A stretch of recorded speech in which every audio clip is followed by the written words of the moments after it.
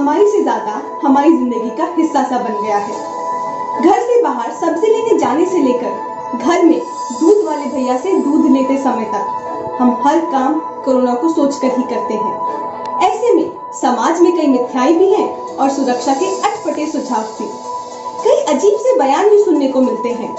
अभी हाल ही में अमेरिकी राष्ट्रपति डोनाल्ड ट्रंप का अटपटा बयान कि शरीर में सैनिटाइजर का इंजेक्शन ही क्यों न डाला जाए, ऐसे बयान ने दुनिया भर के चिकित्सकों और वैज्ञानिकों को चौंका दिया। ऐसे में एक मेडिकल स्टूडेंट होने के नाते ये हमारी जिम्मेदारी बनती है कि समाज को इस महामारी के बारे में पूरी जानकारी दे। आखिर आधा अधूरा ज्ञान भी विनाशकारी साबित हो सकता है।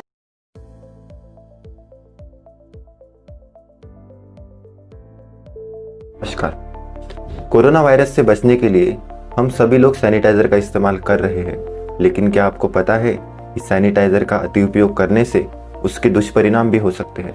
कुछ दिन पहले ही अन्न व प्रशासन मंडल भारत सरकार ने भी कहा था कि सैनिटाइजर का अति उपयोग ना करें। सैनिटाइजर के अति उपयोग से कौन सी समस्याएं हो सकती है, चलिए देखते हैं। सैनिटाइजर आपको कई तरह की बीमारियों के संक्रमण से तो बचाता है, लेकिन इसका अति उपयोग करने से आपके हाथ सूखे पड़ सकते हैं।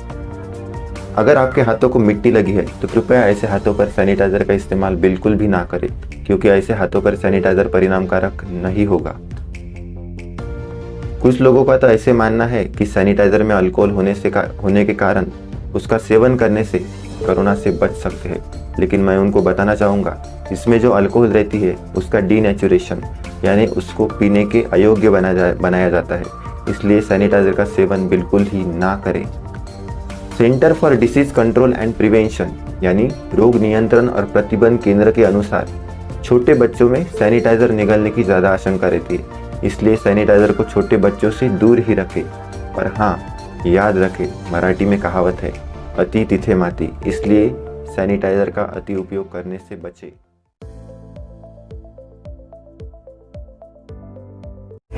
अब हम कोरोना से बचने के लिए मास्क के बारे में बात करेंगे। मैं आपको मास्क के बारे में 3 बातें बताऊंगा। पहला, मास्क का उपयोग किस तरह करना चाहिए। दूसरा, क्या हमें सिर्फ N95 मास्क ही बचा सकता है।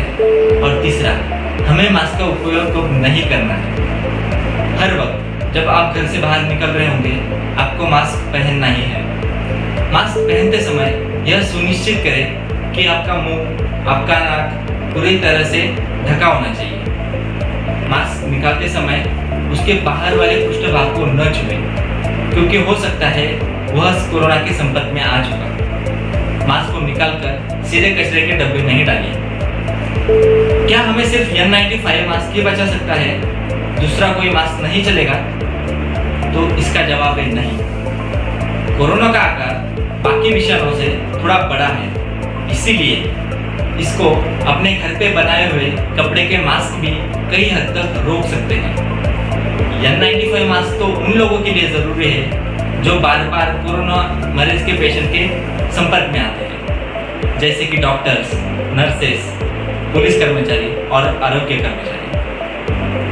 कोरोना से बचने के लिए मास्क का उपयोग परिणामकारक भी है और आवश्यक भी, लेकिन रनिंग करते वक्त, एक्सरसाइज करते वक्त मास्क का उपयोग नहीं करना चाहिए, क्योंकि इस वक्त हमारी सांसों की गति तेज हो जाती है और जब कार्बन डाइऑक्साइड शरीर से बाहर निकलता है वह पूरी तरह बाहर नहीं जाता, वो कुछ हद तक अंदर भी आता है और इसकी वजह से सिर मंडराना, सीना दुखना और सांस लेने में तकलीफ होना, इस जैसे कई लक्षण दिखाई देते हैं। बस इन सब बातों का ध्यान रखिए, मास्क पहनिए और सुरक्षित रहिए।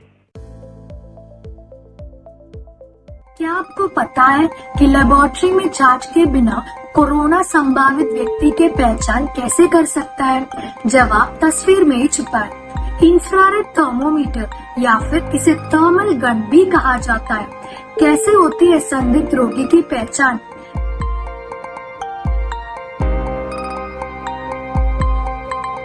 ये गन व्यक्ति के शरीर के तापमान के हिसाब से पहचान करते हैं, क्योंकि कोई भी वायरस शरीर में दाखिल होने पर शरीर का तापमान बढ़ता है, लेकिन थर्मल गन से हर बार कोरोना संक्रमित रोगी की पहचान हो ये जरूरी नहीं।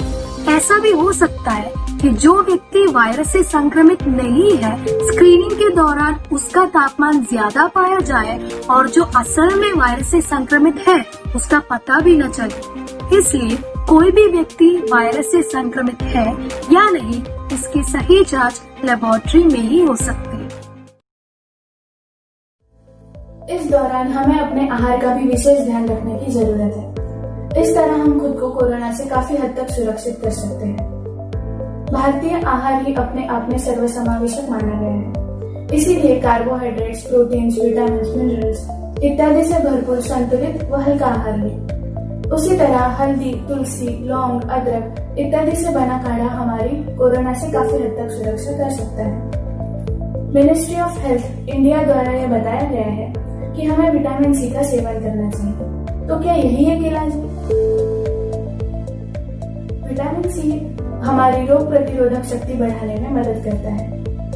विटामिन सी हमें नींबू, आंवला, संतरा इत्यादि फलों से प्राप्त होता है। काफी लोग ये भी सोचते हैं कि कोरोना मांसाहार से फैलता है, तो ये गलत है। अगर आप अच्छे से धोकर पकाकर उसका सेवन करते हैं तो आपको उससे धोखा नहीं है।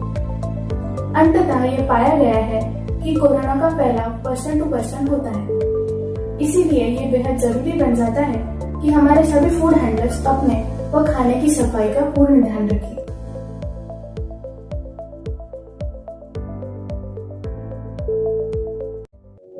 अब बात करते हैं उनकी जो इस बीमारी से संक्रमित हो चुके हैं।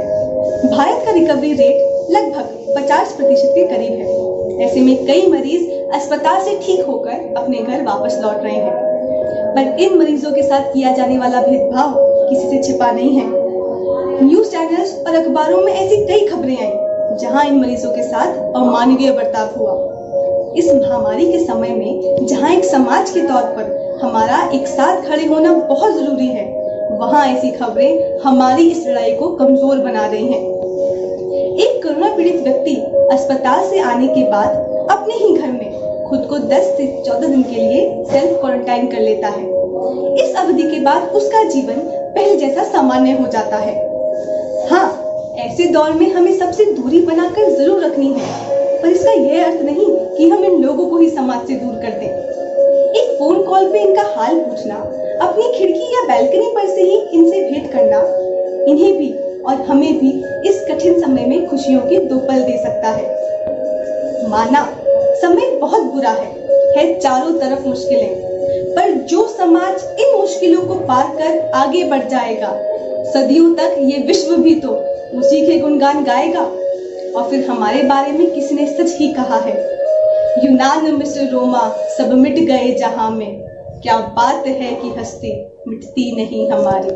धन्यवाद। तो कोरोना से बचने के लिए सोशल डिस्टेंसिंग यानी सामाजिक दूरी का पालन करिए, मास्क पहनिए, स्वस्थ रहिए और सुरक्षित रहिए, क्योंकि मन के हारे हार है और मन के जीते जीत। तो चलिए सब मिलकर कोरोना के भय को मिटाते हैं।